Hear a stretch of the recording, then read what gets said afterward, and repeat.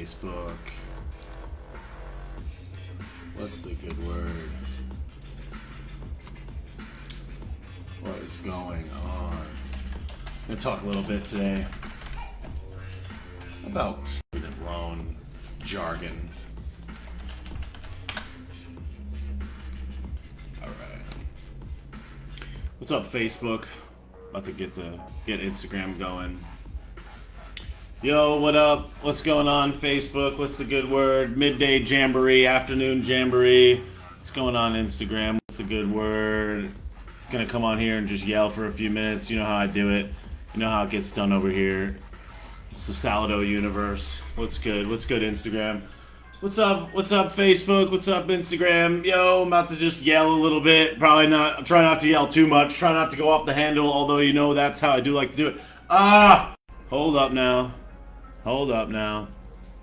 Instagram keeps dominating me on these badges. It's like it lets me to do the badge, and it doesn't let me do the badge, so it makes me close out of the thing and do it all over again. So I'm going to do it again. Here we go. Thanks for being patient, Facebook. I appreciate you. Thank you so much for the midday yelling spree. You know how I have to do it. That's how it is. What's going on? What up, Sherry Lynn? What up, Lubis? How you doing? What up, Stephanie? What up, Mindy? What's up, Nina? How you doing? How you doing? How you doing? Thanks for being here. All right, there we go. Now I got it. Now I got the gram right. Here we go. All right. Thank you for your patience. I appreciate it. A little technical difficulty here in Sausalito zone in the Sausalito universe. I want to take a few minutes to talk about.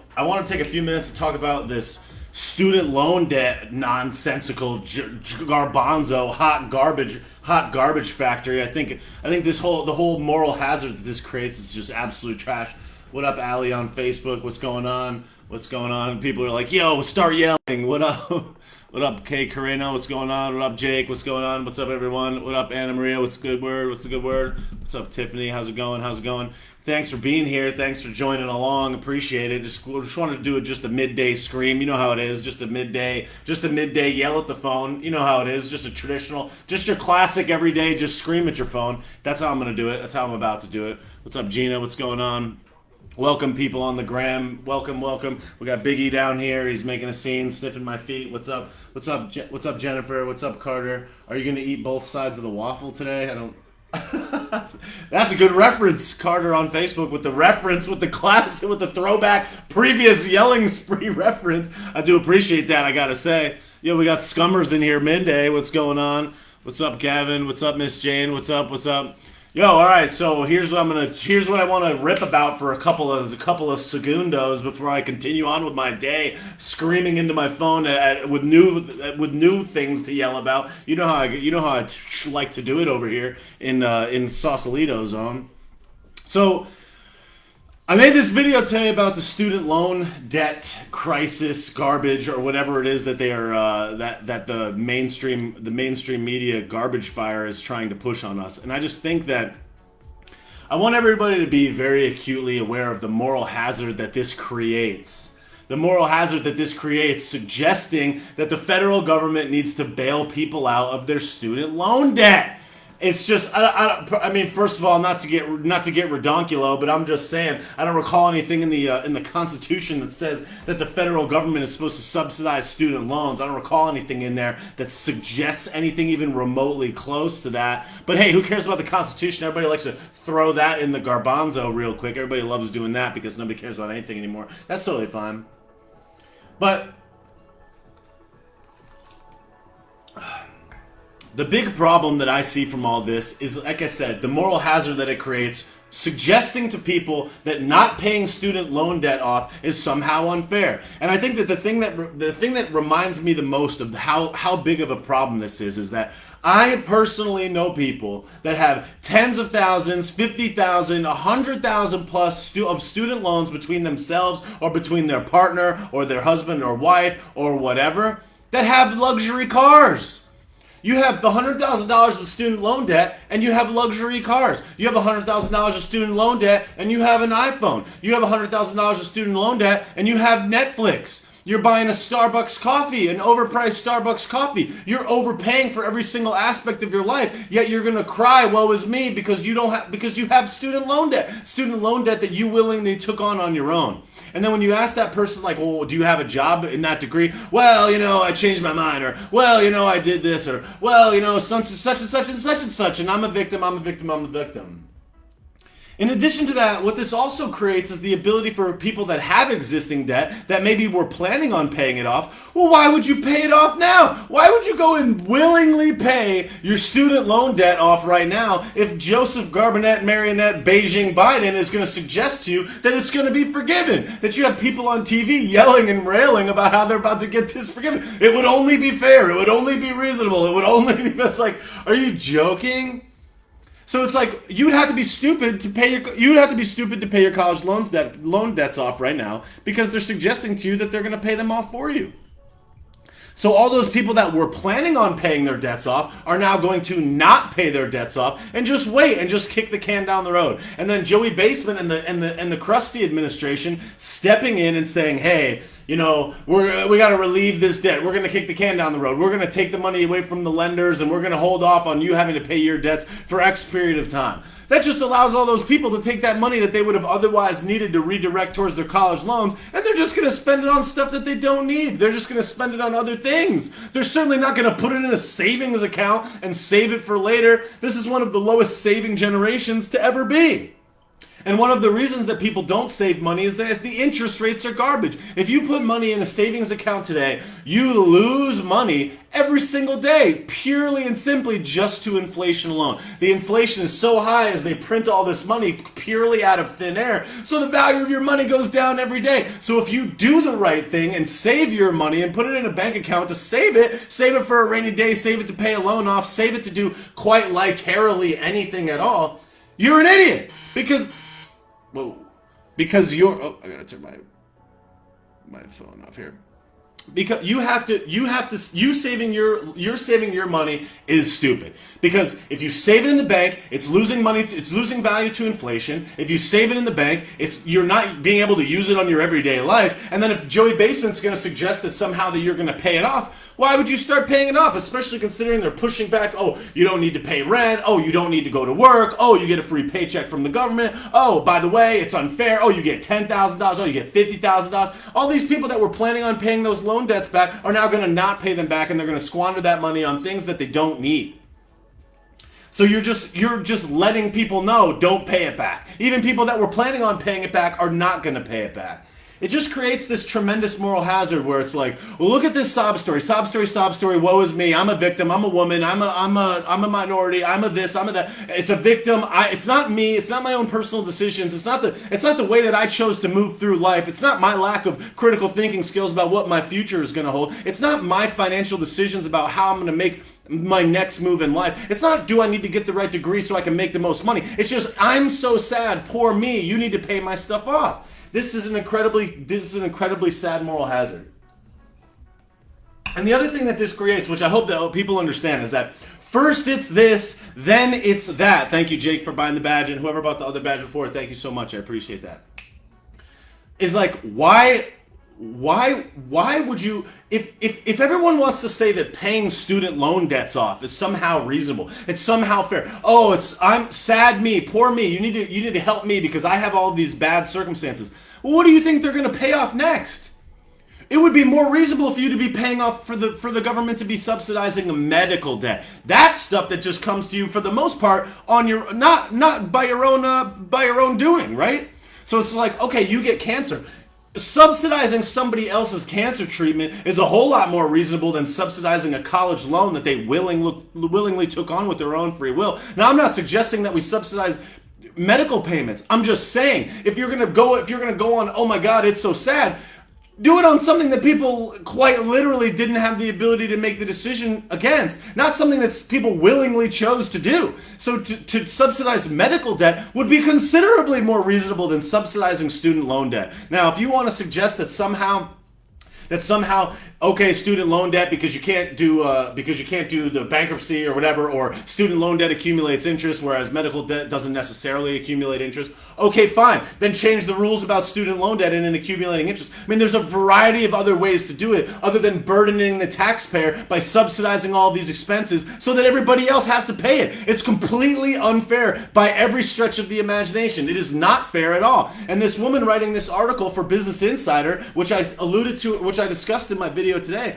it's just like every single thing that she said in that article is how she's a victim. It's like, look, you can be mad at me for these decisions, and it's easy to be mad, but when in life you make decisions, you decided to have children. Maybe you didn't decide, but you decided to not protect yourself, to prevent yourself from having children. You had children. That's a decision. You didn't have one child, you had 2 children. You decided to get married. I didn't make you get married. I didn't decide for you to go get married. I didn't decide for you to. No other taxpayer decided that you need to make a contract with the state that you're going to be legally bound to this person for the remainder of your life. Nobody forced you to do that. And then, oh, you have a high amount of legal expenses as a result of this messy divorce with this person. All right, well, maybe you should have picked a different partner. I'm saying maybe, yeah, like I feel bad for you, and it's horrible, and it's very, very sad, and I feel bad for this woman. But you made those decisions. You chose to get married. You chose to have 2 kids. You chose to have 2 kids when you were not financially able to support them. Why do we have?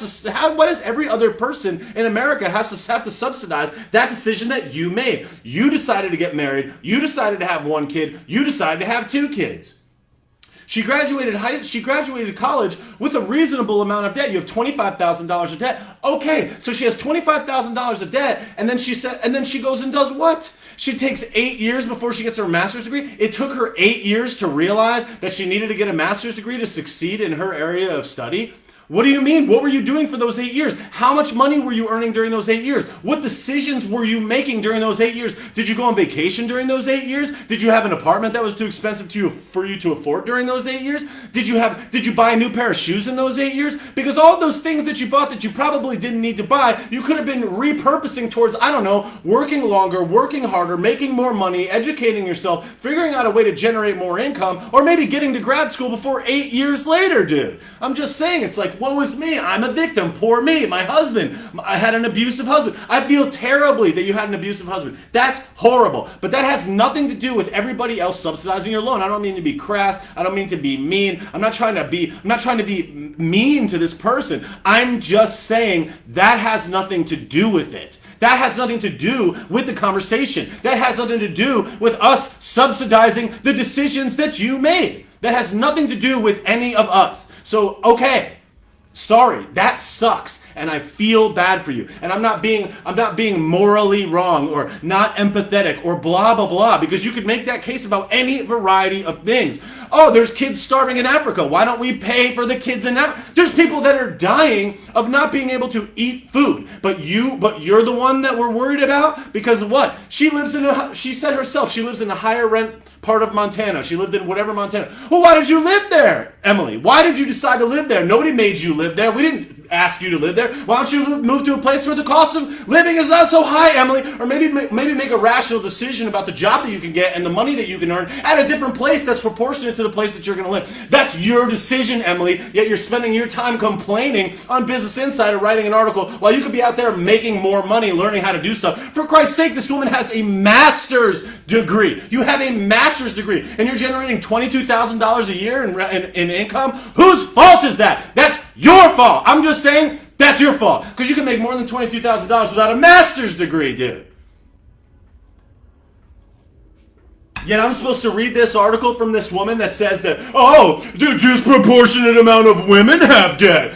Okay, did you know that more women go to college than men? Could that have anything to do with it? No, okay. Did you know that women probably go to purchase and study for higher qualifications and more degrees than men? Is that possible? Did you factor that in to your victimhood mentality? Emily, did you factor that in? Business Insider? The only thing business about that website is, I don't know, the business that they're making cha-ching off people's outrage. There's no business. There's no inside business. 9 out of every 10 articles on there is left-wing progressive propaganda. Oh my God, look at this victim. Ted Cruz's wife. Whoa! Ted Cruz's wife is pissed. This has nothing to do with business, dog. I subscribe to Business Insider for business, you chooch. But no, it's clickbait. Everybody's on the clickbait. Victim, victim, victim. Woe is me. I'm a victim. Look at me. Oh, look at my gender. Oh, the world owes me something. Okay. The world owes me because I have 2 kids. The world owes me because I got a master's degree and I make 22 clams a year. Dog, that's your fault, Emily. She wrote well. She cited statistics. Have you ever considered being a journalist? Have you ever considered a full-time job? What are you doing? Like, what are you doing? You can write this well, you can put together all these statistics, but you can't figure out how to make more than 22 clams a year? I'm sorry, dude, but are you kidding me? I don't know, I'm just saying. So it's like, all right.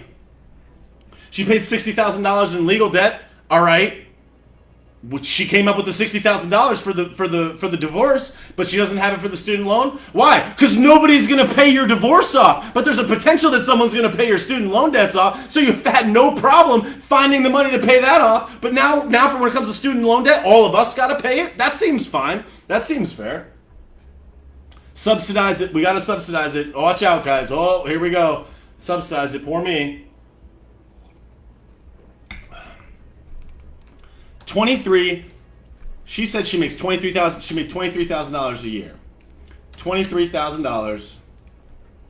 Oh, you're just not going to work right now, keyboard? That's what you're going to do? $23,000 a year divided by 12 months. That's $1,916 a month divided by 4 weeks. That's $479 a week. Divide by 5. That's $95 a day. I'm just saying, like, I can think of a lot of ways that you can make more than $95 a day without a master's degree, without any degree. You can make more than $95 a day. Or you could certainly move to a place or migrate to a place or do something or build up your education level in some other aspect where you can make more than $95 a day. And I'm not saying that but like, here's the other thing. If you're making $22,000 a year and you have 2 kids, you got to find a way to make more money. That's not enough to support one person, let alone 3 people. That's a decision that you've got to make. I'm just saying. You got to make that decision. And you're taking your time, your precious time to write this article. I don't know how much Business Insider pays for opinion pieces, but I would wager it's not that much money. Okay? So if Business Insider is not paying a lot of money for you to write this article complaining about how your life is so miserable and you're living in a perpetual state of poverty, it's like, bro, you could work in the warehouse at Amazon and make $15 an hour. $15 an hour, anywhere in the country, $15 an hour when they're hiring. $15 an hour by 8 hours a day is $120 a week, $120 a day. Okay, so I just figured out that by you picking up boxes and stacking them at Amazon, in 5 seconds I figured out how you can make an extra $25 a day. I mean, come on, you have a master's degree? What's your degree in, Emily? What's your master? What are you a master at? $22,000? A high school kid can make $22,000. You could work as a waitress at a restaurant and make more than $22,000. There's any variety of things that you could do to make more than $22,000 a year. Yet you're going to complain about it online? Like, what are you doing? What about the internet? She obviously has the capacity to use the internet. She wrote this article. She types this up. That means she has a computer. All right, you got a computer. You know how many things you could do online with a master's degree to make money with a computer? I'm certain you could make more than $95 in a day, or you could at the very least make an extra $20 a day or $25 a day doing something online in your spare time while your kids are asleep, while your kids are sitting on the floor playing with toys and blocks or whatever. So it's just like you are a victim and you're going to write this article about how all of us have to subsidize your loans. That's insanity. And then Business Insider is going to have the audacity to publish this article like, look, oh, it's like they are endorsing this by simply publishing it. That's the whole point. I'm just so sick of the lack of personal responsibility. And it's not just this person. And look, she has 2 kids and a messy divorce and $60K of debt or whatever, and she has a master's degree. I know single dudes, able-bodied dudes, able-bodied females, young, no kids, no wife. that complain about the exact same thing, because it doesn't matter, because all of those are just factors that are supposedly supposed to make her argument more convincing, her position more convincing, that she's more deserving, that she's more of a victim than the next person. But the reality of the matter is the following: your personal responsibility is the only thing that should matter. You chose to take those loans. You chose to take that job. You chose to be a victim. You chose to take those classes. You chose to get educated in that specific field of study. You chose to take 8 years to go and get your graduate degree. You chose to go pay for a graduate degree. You were making nothing before. You went and spent $20,000 on a graduate degree, and you didn't increase your income at all. And you had 8 years to rationalize whether or not that was the right decision, and you did it anyways. That's your fault, dog. You graduated college when you were in 2007. I would just assume that you were at the absolute youngest, 21 years old. So you're telling me that 6 years, 7 years later, when you were 28 years old, that you didn't have the foresight to say, oh, look, this is my key to my path to financial freedom, and then you go and loan another 22 clams? A loan that you decided to spend on rent and bills, which means it was probably a traditional loan and probably not a student loan. So you're old enough to get a loan, have the wherewithal to get this loan. You get the loan, then you spend it on the degree, and then you don't make any more money. You make $19,000 a year. That's how much she made last year, $19,000. What are you doing, Emily? I'm just saying, you're going to cry about this? This is insanity. 12 months by 19,000 is $1,583 a month divided by 4 weeks. That's $395 a week. $395 a week? What do you mean, dude? Come on. You can shovel snow on driveways and make more than $395 a week. You could probably make $395 in 2 days. And you're going to say, did you work 5 days a week? Did you work 6 days a week? Did you work 7 days a week? Because I would wager that you didn't. Because if you're making $19,000 a year, you're not working hard enough. I'm sorry that you got 2 kids. I didn't tell you to have kids. We didn't tell you to have kids. And I'm just saying, there's ways around it. Okay? Those kids are getting older. Maybe they go on a sleepover for the night. How old are these kids now? I don't know. I think she said the kids were 2 and 4 in 2007. All right, that was 14 years ago. That kid's 18 years old. Does the kid have a job? How much are you still paying for the kid? Does the kid go have a job? Does the kid make more than 19 grand a year? Because if they're making more than 19 grand a year with none of the degrees than you have, then what the hell are you doing? You know what I'm saying? Like, this is stupid. So stupid. And everybody's just like, you owe me. It's like, no one owes you shit. You made those decisions on your own, Pop. You made your own decisions. Like, for fuck's sake, take some personal responsibility for the decisions that you make in your life. And the lack of personal responsibility that you have leads you down a consistent and perpetual path of victimhood for the remainder of your life. And you're just going to complain about every single thing. Oh, well, what if they paid off your student loan debt? You know what she's going to be saying next? I still got $31,000 of student loan debt. You're going to call back to this chick in 5 years, and what's she going to say? She's going to be like, oh, the $30,000 ballooned to $50,000 because I didn't pay it off because I really needed it. Oh, and then she's got even more debt. This is not even going to take her out of that debt, and the $22,000 that she's making right now, she's not going to ever be able to pay off that $30,000 that she would still have if she even got $50K. That's insane. This $50K would not help nobody, and it certainly wouldn't even help her. Stupid. Absolutely stupid. And all this, and all of us, we have to subsidize this. You're going to blame this on us. You're going to blame this on a predatory loan system or a predatory college system. Give me a break. Give me a break. It's just like I want to ask this person so many questions. Like, what do you have in your house? How big is your house? Where do you live? What kind of car do you have? Like, do you have a phone? Do you have a computer? What kind of phone do you have? What kind of computer do you have? Are you going to the library to type up this article for Business Insider? Because I would wager you're not. Are you typing it up on your cell phone? Probably not. So it's like, give me a break. You have the capacity to write. You know how to make money writing? You go online and you go, how to make money with writing. Freelance writing jobs. Go get a freelance job. And then the other thing too, she's like, I'm a permalancer. I get short-term jobs to make money. I get short-term jobs. I figure out how to get all these freelance jobs. Dog, get a full-time job. No one's telling you to be a freelancer, bro. Go get a full-time job. All these other people are getting full-time jobs. Drive for Uber or something. Do literally anything. do any single thing. I'm just saying, like, come on. And then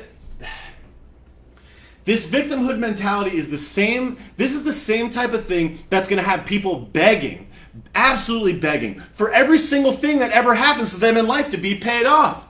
And people have to understand that the moral hazard of the government coming in to save the day and pay off all of these expenses it ripples throughout the whole fabric of society. For example, a perfect example is FEMA. FEMA, okay?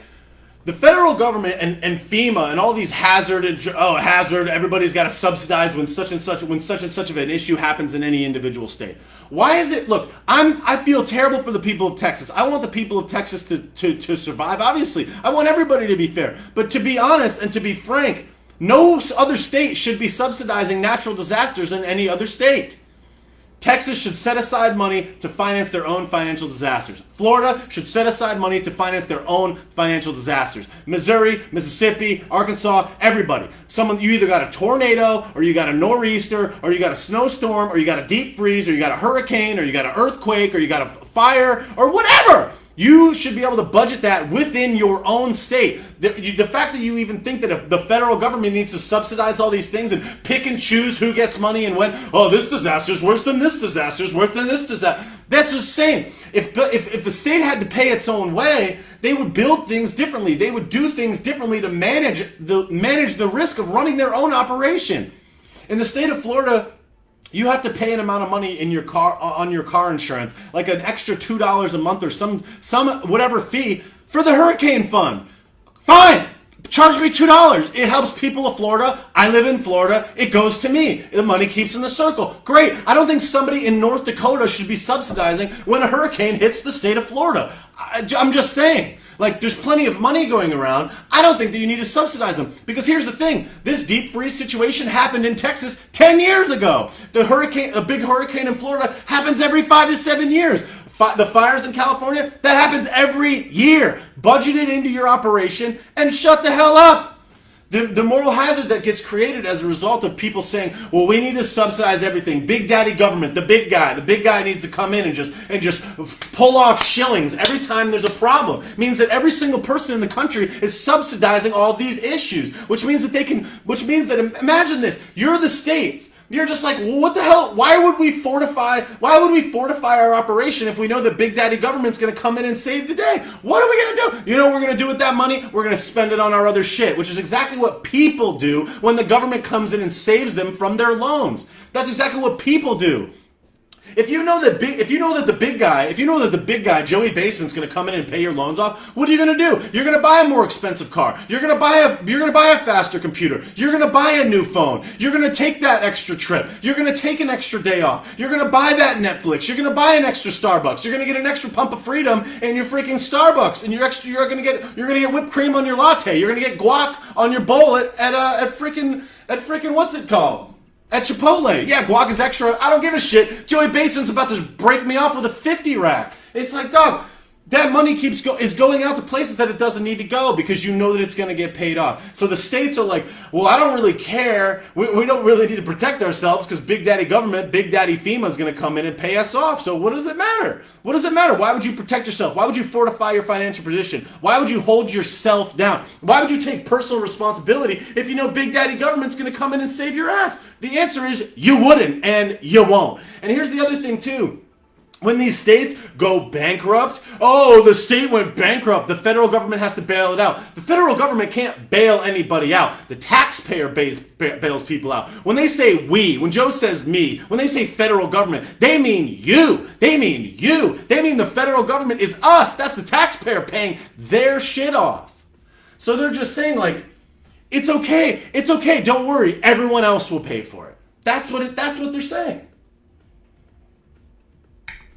There is no incentive for any municipality, any state, any government to balance their books because they know that the federal government's just going to come in and turn on the printing press and just dole out to everybody. And as long as you can make a big case for being a victim, then they got it. In Puerto Rico, during the hurricanes in Puerto Rico, The mayor of Puerto Rico, which has had a long history of extremely corrupt politicians that have done favors for people that are in their social circles and dealt out commercial deals to different people that they end up getting some type of kickback or whatever from. Super corrupt. The mayor of Puerto Rico was sitting there complaining about how they don't have food and water while there was literally pallets of food and water and supplies right behind her. It was so insane. It's like, are we looking at this? She was literally standing there. We don't have supplies in front of a pallet of supplies. There was a pallets of supplies right behind her. And it's just like, yo, like, what are we doing? Yet everybody is just complaining. And then meanwhile, they're like, I'm scoring political brownie points by taking shotgun blasts at Donnie Baseball on CNN. And Anderson Pooper's like, And then Don Lemon comes on and is like, yeah. Disgusting. And then they put Fredo on. Chris Cuomo comes on. He's like, this is disgusting. It's like, shut up! Like, you guys are insane. These dudes are bought and paid for. Employees. Victim. I'm a victim. Everyone's a victim. We need supplies. People are dying while there's racks of pallets of supplies right behind her. It's like, Google it, dog. Give it a giggle. I'm just saying, whatever. But, like, no one cares. It's just, I'm a victim. Everyone's a victim. Every single person is a victim.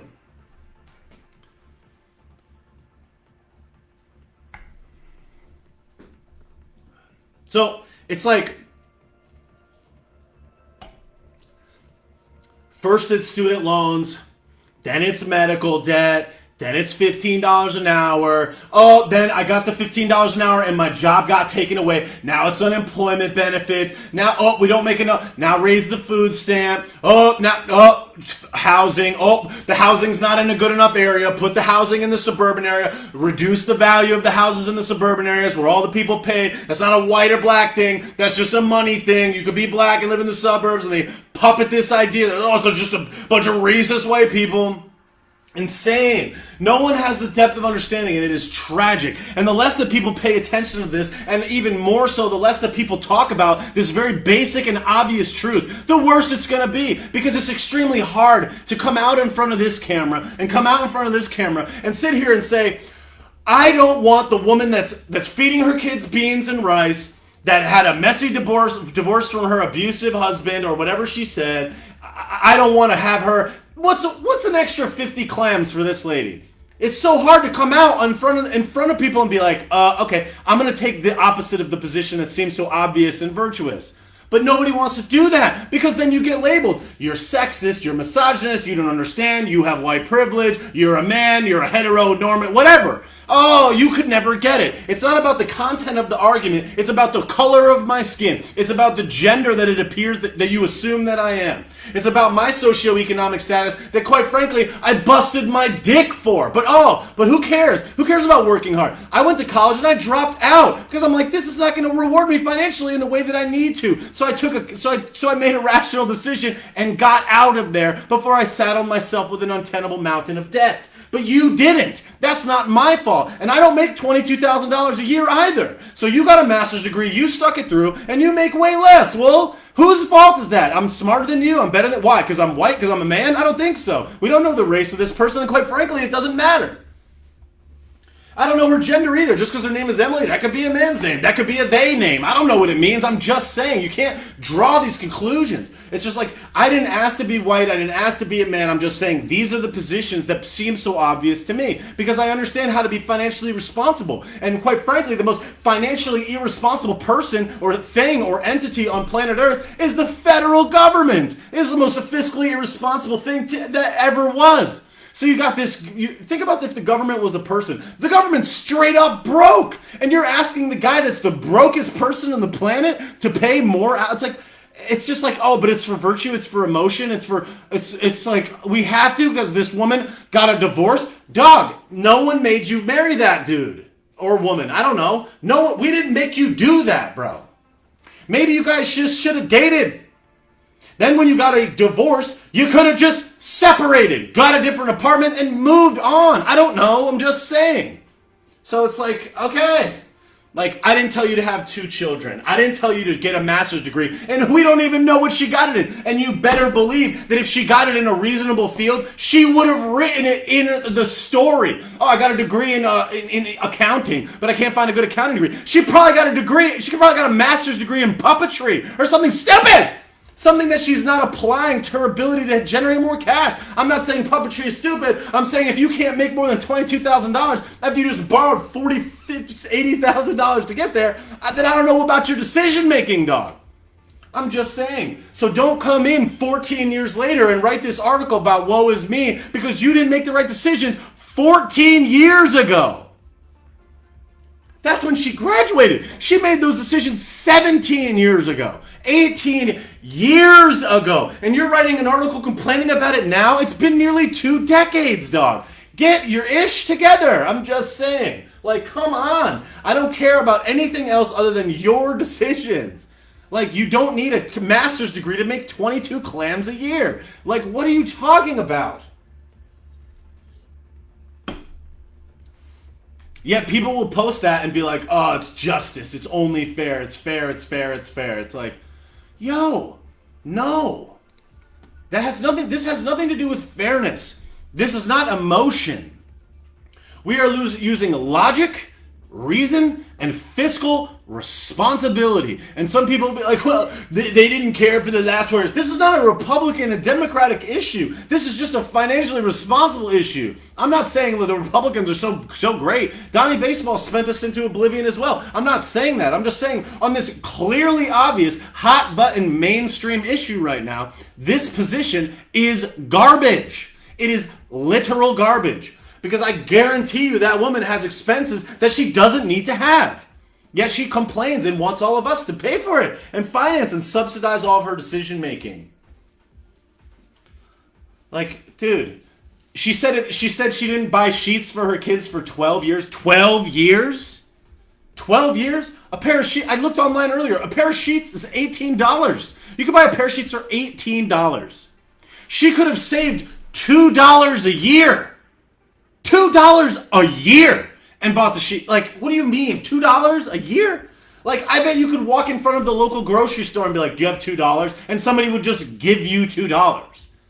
You could go to the local grocery store one time every year for 7 years and be like, do you have $2? You get $2, you go home. There's the sheets. Like, you have a master's degree. I'm just saying. Like, come on, man. I'm not trying to be mean, but it's like, what are we doing? Like, this woman is obviously educated. You don't just get a master's degree for nothing. So she has intelligence. She has the capacity. It really frustrates me when I see guys standing on the corner out on the street here in Florida. They're like, they got this huge sign. It's all written nice. They're carrying it around their gas. These guys make more money in a day than I bet she does. Standing on the street and begging. And the thing that sucks about it all is that a lot of the times the people that are handing the money out the window, these people, they don't need it. They're using it for drugs. They're using it for booze. They're making those people be there in the first place because the market exists for them to get paid. I'm just saying, a lot of these problems, people don't look beneath the surface. People don't consider the depth of understanding that's required to understand how money moves throughout the economy, to understand how money comes in and out of your bank accounts, to figure out how to be financially responsible yourself. To take responsibility for your own decisions. It's just selective outrage. This guy, oh, look at this story. Look at this person. Look at this sad event. We have to pay attention to this, and everyone needs to be sad. And we all got to pay it off. Joey Basement, what's the solution? Write him a check. What's the solution? Pay him off. What's the solution? Throw him a stack of money. That's the solution to everything. That's our money. That's our money. Yet, everyone is out here, yeah, just give it to them. And it's like, and then some people will be like, well, we spend $80 quadrillion a year on jets. That's not fair, and we can't spend it on this woman's $50,000. First of all, I don't necessarily agree that we should be spending that on jets, first of all. But second of all, a jet protects everybody. Paying this woman's $50,000 college loan doesn't protect anyone. Only person it protects is her and the financial institution that carried that loan, that had the note on that loan. It only protects the colleges. It only protects the colleges and the education structures that are going to now continue to charge more exorbitant prices, more inflated prices for more BS degrees that lose value every day. That's what you're doing. You're only helping all the people that shouldn't be helped. You know, it's like, come on, man.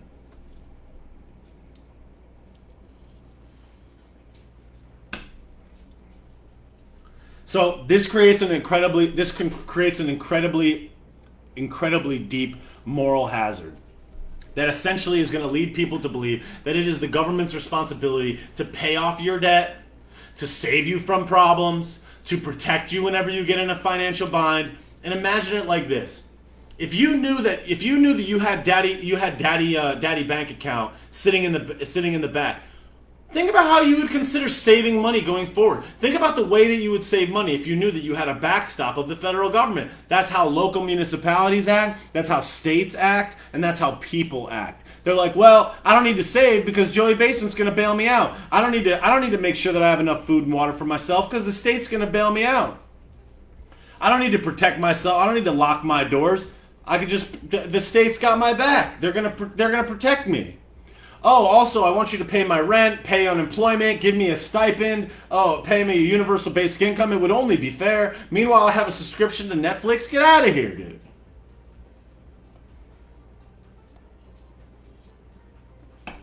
First, they're going to want, and that's the thing, is like, these people don't give up. They don't come and take an inch. They take an inch, then they take a foot, then they take a yard, then they take a mile.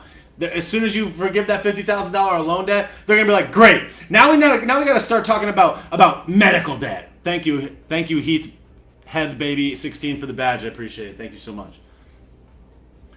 It's like, it's first this, and then it's the next thing, and then it's just the next thing. They're just gonna continue to just beg. Every single one of them is gonna walk up, hands out. I need this.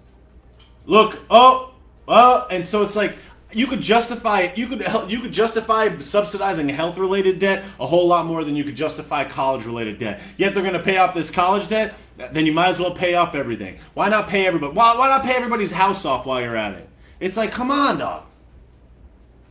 So this is just a serious and sincere moral tragedy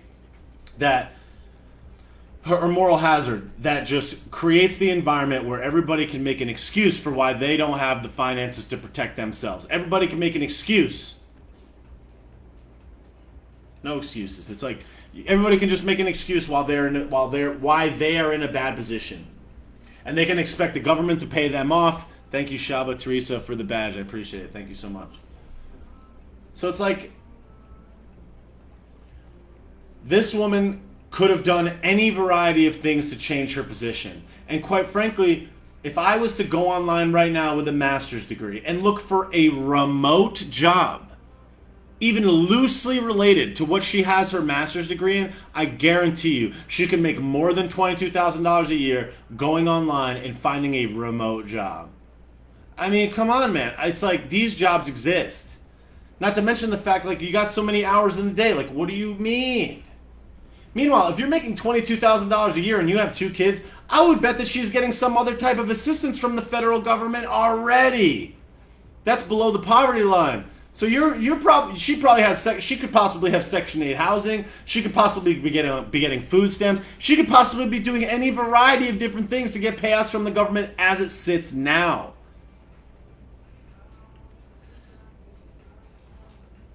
It's college. It's medical. It's my home, it's my rent. Pretty soon it's going to be universal basic income. That's what they want. Yeah, child support, alimony. It's like, come on, man. Meanwhile, the $60,000 that she managed to pay her attorney, she managed to come up with that $60K pretty fast, huh? Why? Because there's no chance that it's going to get bailed out. I'm just saying.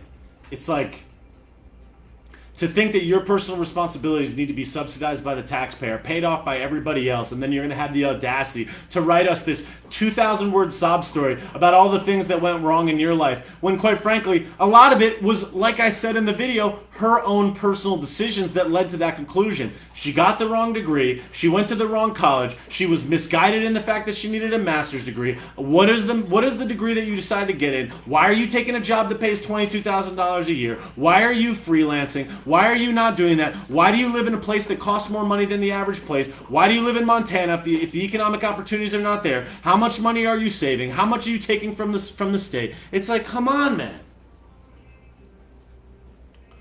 It's just like, these are the types of things that These are the types of things that create this moral hazard. And it's always, and I've said it 100 times, it's about emotion. It's emotion. It's emotion. It's equality. It's equity. It's all these things that you're supposed to care about. It's just sob stories. Oh, look at this sob story. Don't you want to help them? Don't you have virtue? Don't you have a soul? Don't you have heart?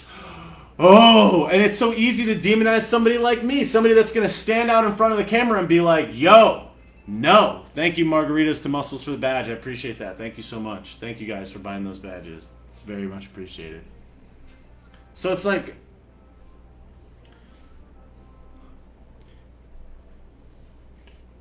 personal responsibility has been the most disregarded thing in recent years, that more than I've ever imagined I would ever see in a lifetime.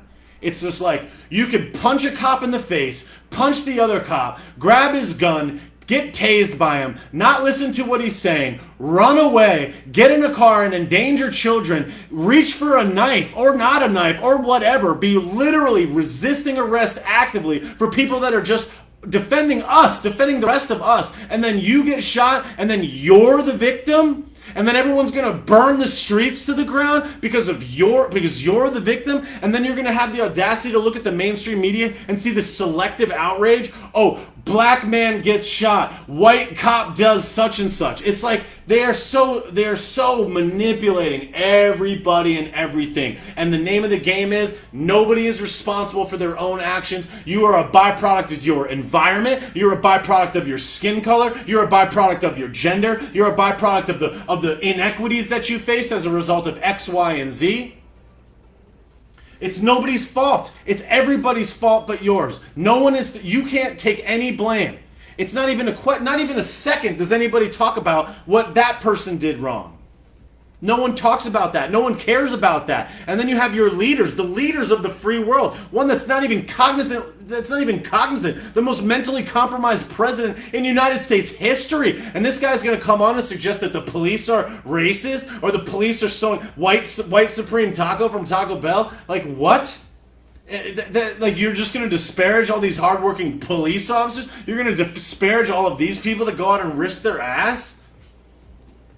It's like unpopular opinion. George Floyd was high on fentanyl. George Floyd was high on more fentanyl than any human being could be on and survive. There was an autopsy done on George Floyd that he died of a narcotics overdose. The guy was resisting arrest. The guy asked to be out of the car. The guy asked to be on the ground. I'm not defending the police officer. I'm not saying what happened is right. I'm not saying the guy deserved to die. But I'm just saying that cop did not go there with the intent of murdering George Floyd.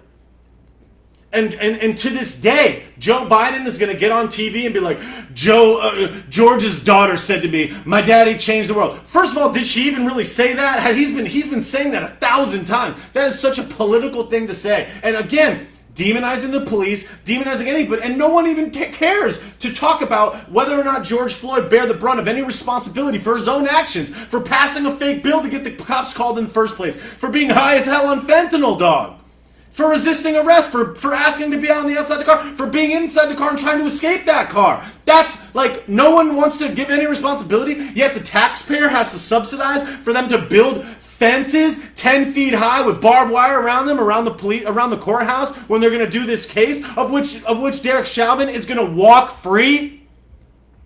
Obviously, because they have no case. Because the evidence points otherwise, then they're going to show and puppeteer this George Floyd story on the mainstream news for weeks and weeks and weeks until the real video comes out, until the full video comes out, until all the communities and businesses have been burned to the motherfucking ground, until people have just died needlessly, businesses have been looted, and everybody's livelihood has been destroyed, and then you're going to come out with the real video a fucking month later so we can see the context of the situation? Fuck you!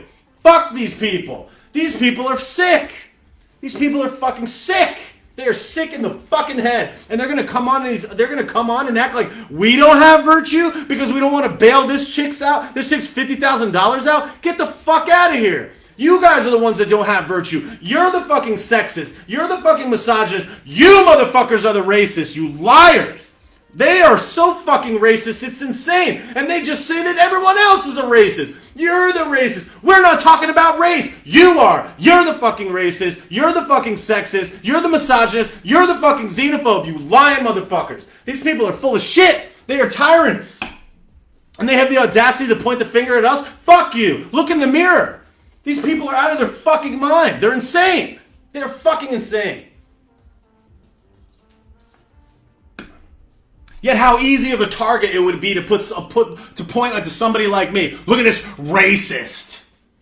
You're the only one considering race. If George Floyd was orange, I would have been like, yeah, same shit. Anybody, that could have happened to anybody. It doesn't matter. His race is completely and totally irrelevant. None of that shit matters. The only people it matters to are people that are trying to weaponize the divide by saying, look at his skin color, rip everybody apart, tear apart the moral fabric of society, make us all point and be angry at our brothers and sisters around us that we have to compartmentalize and put into buckets people by fucking race and gender and sexual orientation. That's fucking horseshit. You walk down Main Street and you listen to how people treat each other. Nobody's walking up to somebody and being like, what's your sexual orientation? I want to make some judgments about you. The fuck out of here. No one's doing that. The vast majority of people are not fucking doing that. Yet they constantly talk about that. Sex, gender, race. No one's talking about that on the mainstream. Nobody out in society is fucking debating that. No one's sitting around being like, oh, did you see that fucking black guy? Did you see that fucking Indian guy? Did you see that woman? Oh my God, this woman? Get the fuck out of here.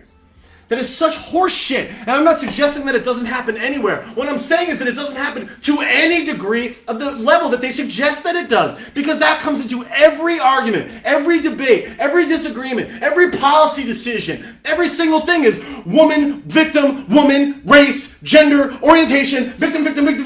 That's all they do. They use that as the emotional trigger to weaponize every single argument. That's their only defense. It's a woman, it's a sexist, it's black, it's the only defense that they have, because there is no factual basis. There is no logic. There is no reason. There is no personal responsibility. It's black v white. It's woman v man. It's fairness. It's equity. It's gender. It's all of this bullshit that they're consistently just grinding into your head. In the magazines, in the news articles, on the radio, on TV, every single thing, every single day. Joey Basement, Krusty, the whole squad of them. Every single one of these people that are supposedly the thought leaders, the moral leaders, the leaders of the free fucking world, the most visible person on planet Earth is going to come out here and say, George Floyd, the cops, victim. What the fuck, dude? And then all these people are out here voting for this dude? Like, yeah, get him, Joe. The fuck out of here.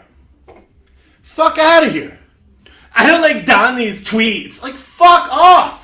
You are not paying attention to the depth. You're not looking deep, Pop. You don't have any depth of understanding. You are completely, woefully unaware of what is actually fucking happening day to day. All you're paying attention to is the virtue. You're taking the most obvious position ever. You're looking at it from the fucking top down instead of looking into the depth of the fucking issue. No one pays attention to what's actually happening. They just look at the top level item. They read the article. That sounds good. I'm going to co-sign that. I'm going to repost that. I'm going to share that. And now look how virtuous I am. I'm defending women. I'm defending the downtrodden. I'm defending the poor. I'm defending somebody that is a victim of some issue. I'm defending somebody that's got an unsurmountable mountain of debt. Somebody that grew up in the wrong neighborhood, the wrong skin color, the wrong gender, the wrong orientation. Somebody that's gender fluid. Whatever. It's the most easy position to have. It's the most obvious position to have. That's the most easy thing to do. You could just come in and lay up and be like, look, I have virtue. I'm out. I don't need to participate in this, because everybody agrees. Every corporation, every mainstream news article, every TV station, every radio station, every TV anchor,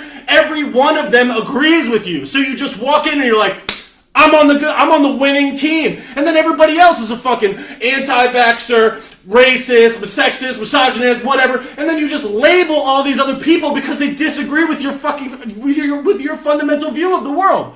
And then they just demonize those people and disparage them in the mainstream media. And they just rip you up and down and say that you're all these things, and then they label you, and then they destroy you. Then they cancel you. Fire that person. Remove that person from the town square. Ban them. Block them. Censor them. Reduce their reach. Reduce their income. Remove them. They are the tyrants. They are the racists. They are the sexists. They are the ones that care about this shit. They're the ones that are sowing the divide. And they're out here saying that they're not. That's how you know that they are. Michael Jordan was the greatest, and he didn't have to fucking tell you. He didn't have to come out and be like, I'm the greatest. He just showed you. The party of unity, if you were the party of unity, we would fucking know that. You wouldn't have to come out and just tell us that every fucking day. You wouldn't have to beat that into our fucking head. Truth over lies. Truth over lies. Get the fuck out of here. We would know if you were telling the truth. The reality is that you're fucking not. You're not. Selective outrage. Ted Cruz went to Mexico. Meanwhile, Ted Cruz went to Mexico? That's your fucking big story of the day? Ted Cruz went to Mexico? Meanwhile, Andrew Cuomo killed 10,000 people with a policy? 10,000 motherfucking people? 9/11 times 5? 500% 9/11, and you're gonna fucking focus on Ted Cruz's wife? Fuck you. These people are playing their cards in plain sight. And people are out here just like, oh, I don't deal with any Trumpers. It's not a Trumper. It's a person that has logic and depth of understanding. You fucking clowns. You guys are not looking deep. You're not looking beneath the surface. These people are fucking clueless. Stay clueless, dude. Stay clueless. Yet yelling about everybody else and how they don't understand. Oh, don't, I don't get in any arguments with a Trumper. Fuck you, dude. Fuck you. These people are the most uninclusive, unloving, unwelcoming, un-everything. They are the complete opposite of every single thing that they purport themselves to be. Complete fallacy, total lie, up and down, left and right. And any person that pays attention is like sitting there, like smashing their head against the wall. Like, am I the only person that sees this? And that's how Bobby Sausalito gets some traction on the interwebs. Because it's like, this dude's saying exactly what I'm thinking, but I can't say it because I'm going to get fired. I can't say it because my friends are going to hate me. I can't say it because I'm going to get ostracized from my social circle. I can't say it because I'm going to get blown up in the media. I can't say it because I'm going to get blown up in my local community. I have to face these people. I can't say this. This dude has to say it. So I have to hide in the darkness online with an icon of a frog as my icon of picture, and I have to rain down likes and support these videos and watch them and share them on my burner account. I can't even talk about it in the town square. That's how you limit the dissemination of free thought. That's how you stifle the ability for human beings to evolve, by silencing voices that you disagree with, by silencing the conversation. That's how we do not evolve faster. You are literally forcing us to evolve at a slower pace. You are ruining our ability to grow as a nation, as a people, as human beings, as Homo sapiens sapiens living on the planet Earth. You guys are single-handedly ruining our ability to evolve at a faster clip by demonizing everybody against each other, by compartmentalizing people into different races, race buckets, age buckets, discrimination buckets. Who's the bigger victim right now? Who deserves more of something right now? They are creating these problems on their own, in and of themselves.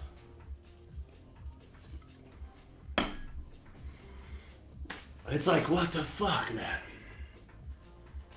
So that's what I'm saying.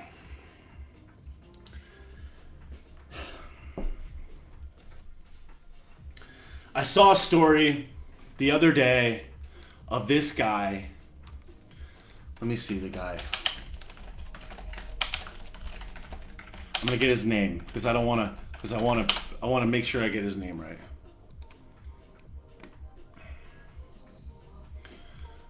A man in Sacramento, February 1st, 22 days ago.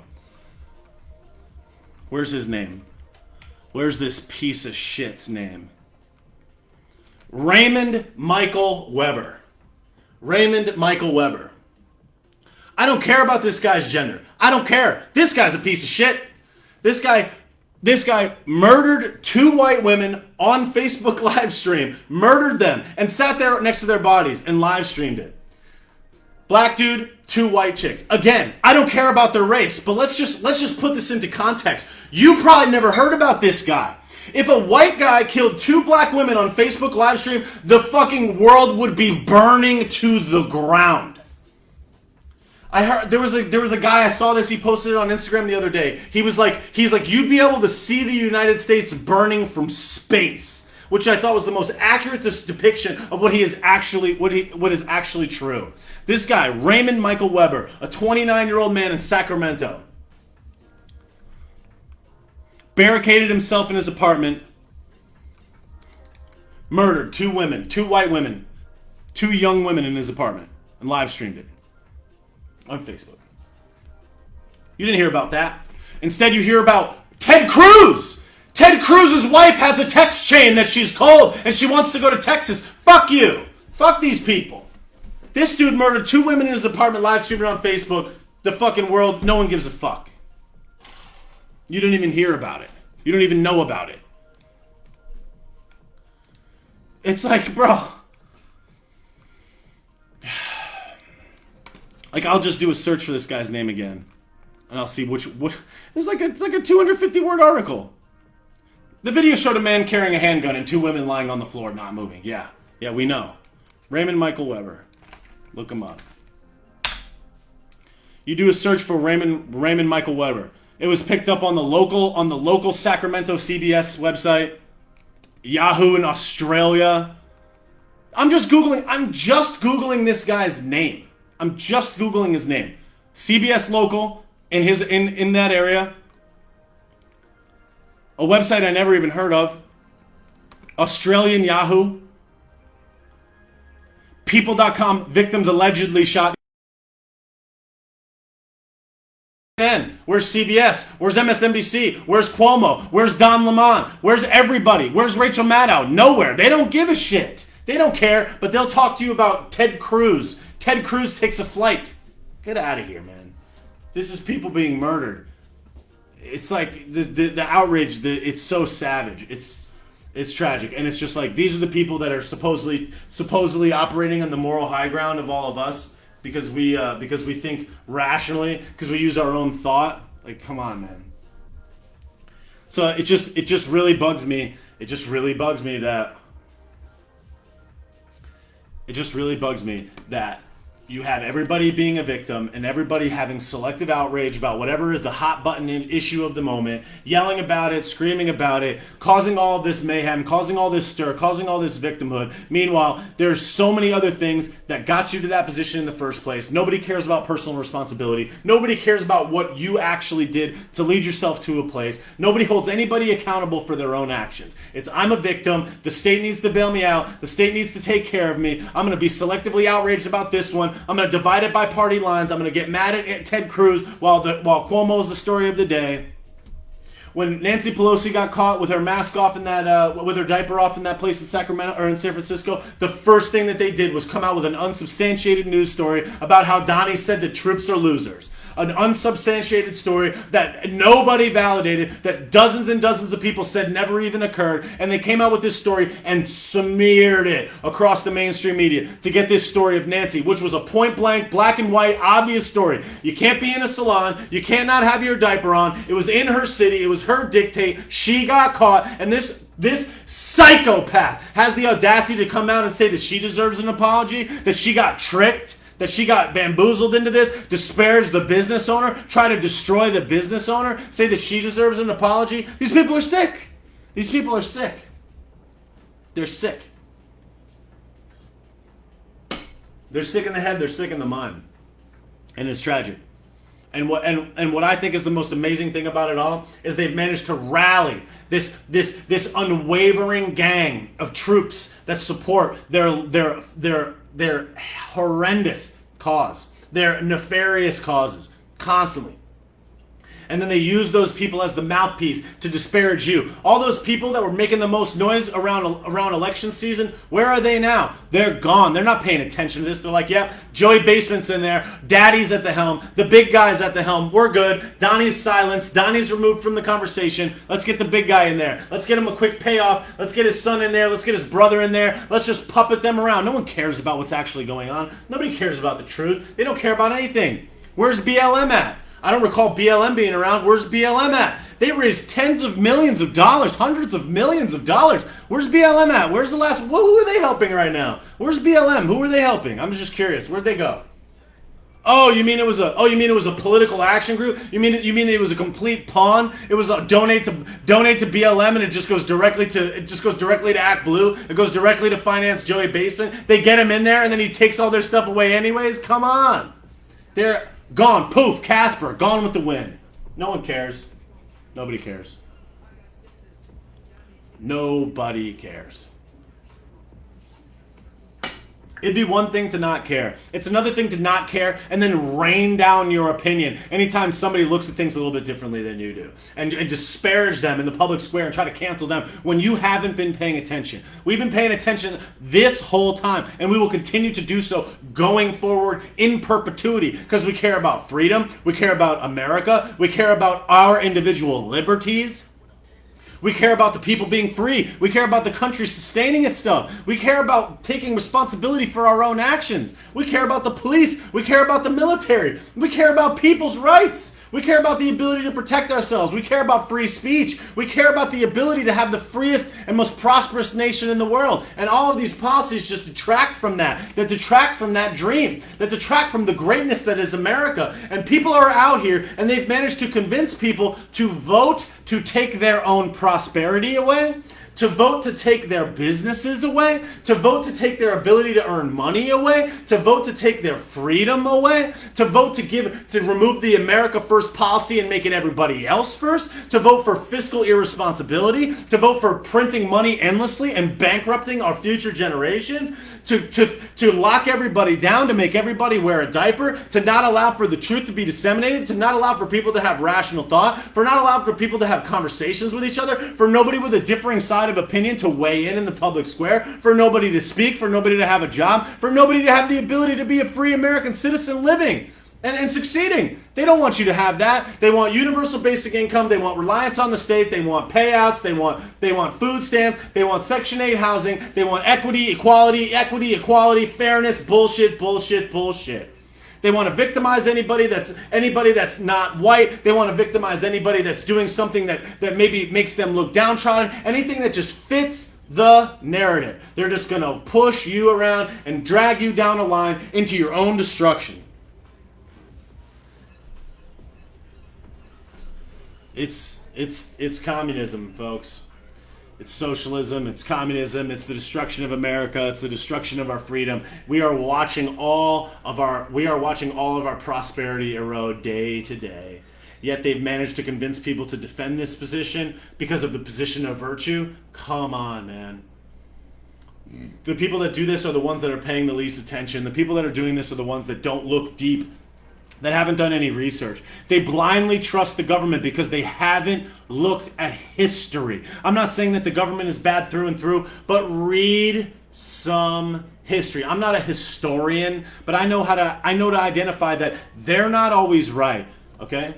I know how to identify that they're not always telling you the truth. And they get caught not telling you the truth in real time. They literally don't tell you the truth. They get caught not telling you the truth. Then they admit that they didn't tell you the truth. And people are like, all right, we good. It's like, dog. But we're going to continue to slide down this very, very slippery slope. And next, it's like, as soon as they get $50,000 for this, it's going to be minimum wage. It's going to be UBI. It's going to be, finance your businesses. It's help us out, loan us out. Print more money, stimulus. Everybody gets a paycheck from the government. The government creates banks. AOC was talking about the need to create a public, government-run bank. Dude.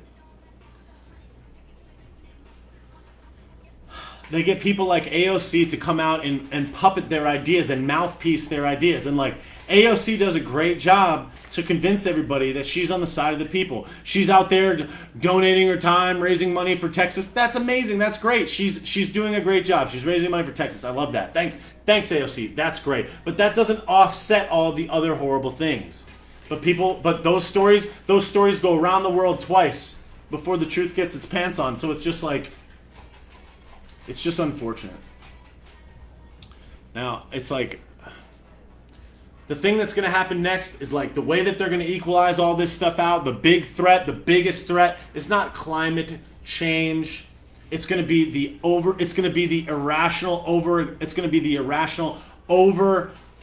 overreactive nature of the defense against theoretical climate change. You better believe that there are going to be climate-related lockdowns coming in our future. They're going to be like, hey, You can't drive your car more than 250 miles a week because of the climate. If you have a gas car, you can't drive more than 250 miles a week. You can't drive more than 100 miles a week. Hey, everybody take it off. There's a government mandate that says that you can't drive your car today. Or you can't take more than X flights per year. Or you're gonna have to pay some stipend, some tax fee. And who's gonna be the warrior for the people? Who's gonna be the free warrior that stands in between these and helps institute these policies? Pete Buttigieg. Pete Buttigieg is going to be the person that's supposedly fighting to defend us against this? Absolutely not. He is going to puppet those items right into the House. Because you know what that's going to mean? That's going to be like, oh, Pete Buttigieg gets a stripe on his shoulder. You earned a new stripe, Pete. Secretary of Transportation, what's next? Boop, boop, boop, boop. Secretary of State, Secretary of the Interior, Vice President, President Buttigieg. They're just going to move him right up the chain. He's buying his position up. You know, if you scratch my back now, Pete, we're going to help you up the ladder there, Pete. We're going to help you for the rest of your life there, Pete. That's how they do it. That's what they're going to do to Ocasio. That's what they're going to do to Buttigieg. Pete Buttigieg. And then you got John Kerry. John Kerry talking about how the world's going to end in 9 years. Oh, there's not going to be any more beaches in Miami. Meanwhile, this guy has a $12 million house on the beach in Nantucket. Doesn't seem too concerned about beachfront property. Like, look at their actions, not their words. Look at their actions, not their words. These people are full of shit. You got Dollar Billy G. The richest man on earth, lecturing you about climate change when this dude has a jet that burns 450 tons of carbon a freaking hour. He's going to lecture you, your average everyday American citizen? Oh, okay. Yeah, sure. That seems fun. Meanwhile, this dude is playing Monopoly with the planet, buying up all the farmland, saying that we're not supposed to eat meat, buying up the trains, buying up all the land, and then saying that. And then this guy is the health expert now. He purchased the ability to be the health expert. He purchased his way through all the mainstream media outlets to artificially elevate his position up to the top. Cool. And everybody is just like, keep it shut, keep it zipped, keep it shut. You want some of that money? You want some of that green? You want some of that capital backing? Just play along. Just let him go. Let him ride. Because you need that funding. You sure do. Everybody wants that funding. Everybody wants that cash. I heard Anomaly talking yesterday. They were like, you know, there's a lot of people that commit crimes in the world. There's a lot of people that do really, really bad things. There's a lot of people that do really, really horrible things. Yet you're going to somehow assume that Billy G doesn't have any nefarious intent because why? Because he's wealthy? He's just clear all the way through? Hey, he makes a very fair point. Think about it. Think about how you think about this person. Oh, well, you know, he's got a lot of shares of this. Like, okay, I'm just saying. It's like, you know, we know how many times this dude was on that plane to that island with that guy. We know that. I'm not saying anything. I don't know anything about the guy. I'm just saying it's something worth considering. And Anomaly was talking about that in his video yesterday, and I'm like, this dude's spot on. With that being said,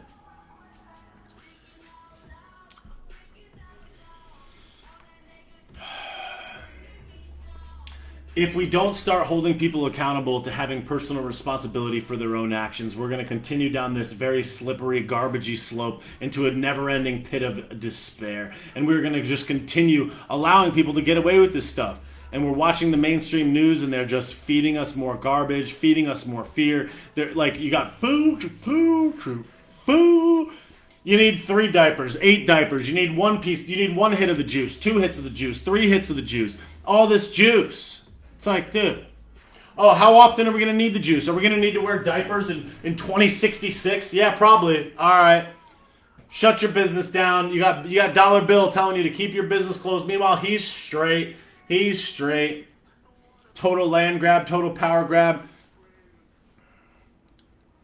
Yeah, and then you're going to read an article about how this woman needs a $50,000 loan because she made the wrong decisions. Meanwhile, they shut down the restaurant that's been in a family for generations.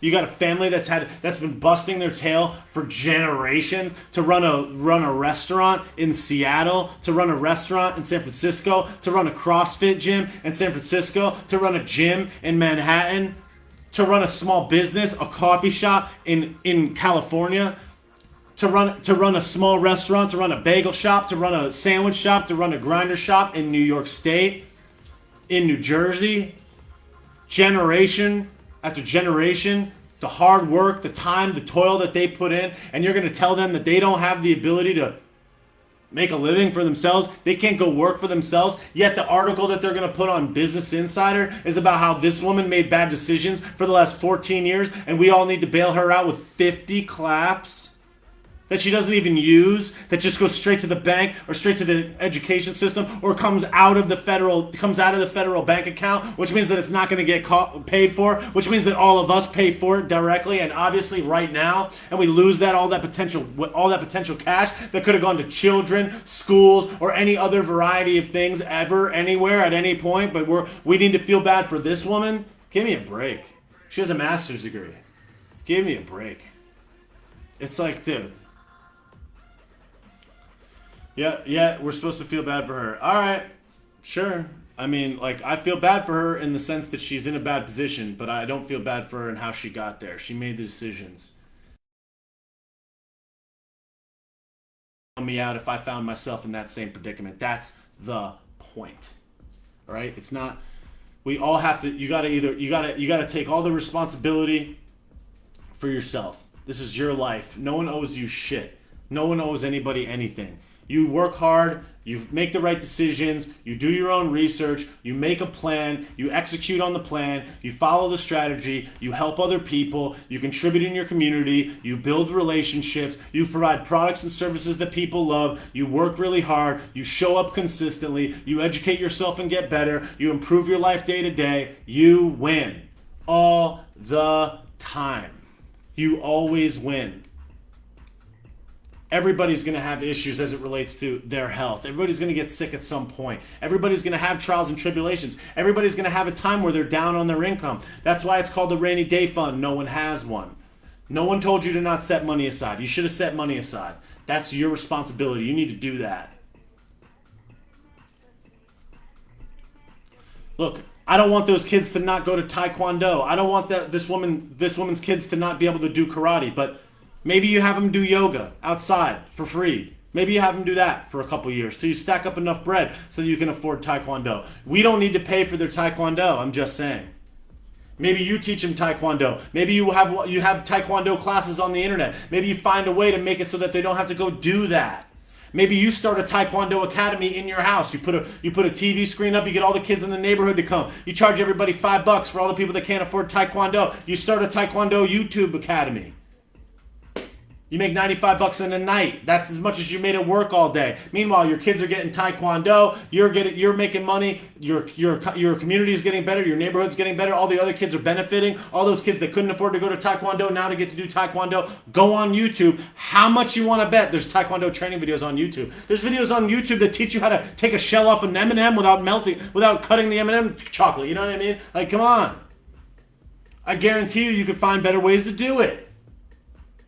But no, we have to subsidize it because they need to go to Taekwondo. And she needs to type this article on her computer. Type, tap. Maybe you should go to work, Emily. Maybe you should get to work. I'm just saying work harder. I'm just saying work smarter. I'm just saying get a better job. I'm just saying make more conscious decisions about your financial future. I'm saying maybe you're in a bind right now. Well, last time I checked, the student loan debt has been kicked down the road by Joey Basement. What are you doing right now, Emily? How much money are you making right now? Because I guarantee you if she got an extra dollar set aside, you better believe she's not going to put it towards her loans right now because of what I said at the beginning of this video. She knows she's about to get bailed out. She thinks she's about to get bailed out. So instead of doing anything, she's going to do nothing but complain. Instead of starting to chip away at those loans, coming up with a plan for those loans, seeing if she can find a way to consolidate those loans, to find other ways to pay it down, to find other ways to create income. Instead, she's writing an opinion piece on Business Insider, which probably doesn't make that much money. I don't know how much time it takes to write a 2,000-word article, but I would say it probably takes a couple of hours. That couple of hours, you could be making more money. You make a little bit more money, you can help pay off those loans. You've had 14 years to pay off $80,000 in debt. You shouldn't have a master's degree and make $22,000 a year. I'm just saying. There's any variety of things that you could do. You could start an Etsy store and make more than $22,000 a year. You could start selling stuff on eBay. I mean, there's so many things. And meanwhile, there's a lot of other people that are in a lot worse situations than her that got in that position not because of their own decisions. Like I said, like medical bills. They realize that they have a disease or something. And those people are way worse off. And the thing that's so crazy about it is they're not complaining. They're not out here complaining. She's complaining about something that she did with her own free will. If she had a freaking tree branch drop on her and she broke her back, all right. I feel a little bit differently. That doesn't mean that it should be subsidized by the government, but it does mean that it wouldn't be something that was per her own free will. A decision that she made entirely on her own, spanned out over multiple years. And nobody made her make that first decision to go to college. If she had just stopped right there, she would have only been $25K in debt. And then she would have been good. Then she would have been able to pay that stuff off. 14 years, $25K, like she could have paid that off. But instead, she decided to take more loans. She decided to double down. She decided to take another loan for grad school. And it didn't increase her earning power at all. Or if it did, then she's not willing to take a job that's going to utilize that degree so that she can make more money. And that's her decision. I bet I could just go online right now and find any job within 100 miles of me that makes more than $22,000 a year with not a master's degree. And probably for sure, if a master's degree, you absolutely could do it. So, whatever. I'm just saying, everyone's a victim. Everybody's got to pay everybody out. Sob, sob, stob. Woe is me. I'm the victim. The government's got to pay me off. I deserve. They owe me. It would only be fair. Blah, blah, blah. This creates an incredibly huge moral hazard, and we're all going to be worse off for it. So. Fiend. That is my rant for the day. I want to say to everybody that's on Facebook, if you do not follow me on Instagram, follow me on Instagram at takenaps. Join the Facebook group, facebook.com/group/we-take-naps. For everybody on Instagram, make sure that you follow me on Facebook and on YouTube, youtube.com/Bobby Sausalito. Please go follow me on YouTube. I got to get my numbers up on YouTube. I got a low subscriber count there. I got to get that account up. For anybody that's on Parler, I'm on Parler at takenaps. So go check it out. Anybody on Instagram that's asking me about Emily, Emily is the person that wrote the opinion piece in Business Insider that I mentioned in my video today. If you have not watched my video today, it's called Student Loan Sob Story. Go watch it. It's a little bit longer. It's like 11 minutes long, but it's got a lot of great content in it. And this was kind of like the extended cut of me going absolutely nuts as it relates to that video. I also want to give a shout out to all the people that sent in or that bought badges in the Instagram chat.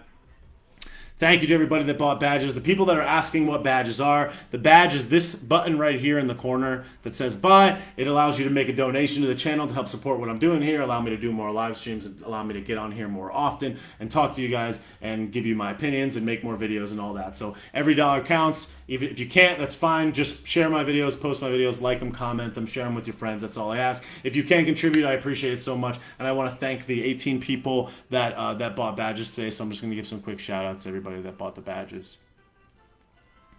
So thanks to Billy Rose, thank you so much. Rebellious Arab Girl, thank you so much. TYK Jane, thank you so much. Bobby C Wolfie 619, J Star, JST Arnold, thank you so much. Squirrely Raw Vegan, thank you so much. B Maddens, Lady Afton, thank you kindly. JL Camp Law 09, thank you so much. Margaritas to Muscles, Shaba Teresa, Heath Baby 16, thank you so much. Melissa 430, Lisa Hillamon 24, thank you so much. Anna Maria Bodzas, thank you so much. Music Loves Mara, thank you so much. Thanks Jay Koch 11, and thank you Chi Chi 8. I appreciate you guys so much for buying the badges. Thank you kindly. Thanks to One Millennial Media for just buying a badge just now. I very much appreciate that. Those little badge purchases make all the difference. And thank you to anybody that donates on Venmo. If you haven't gone to the store, go to bobbysauce.com and check out the merch. And for anybody that doesn't already know, I will be on the Real AF podcast this week. So if you don't already, go follow at Andy Frisella on Instagram. Go follow the Real AF podcast on Apple Podcasts, Spotify, Facebook, Instagram, the whole kit and caboodle. Go give them a follow. Show some love. Let them know that you're excited for me to be on the show. Go tag at Andy Frisella. Let them know that you're excited for me to to get on the show. Send some DMs, comment on his stuff, and thank you guys so much. I'm going to repost this video on Facebook once it's done, and then I will also repost the Instagram video as well. All right, Facebook, peace out for now. Watch my video from today. All right, it's cool.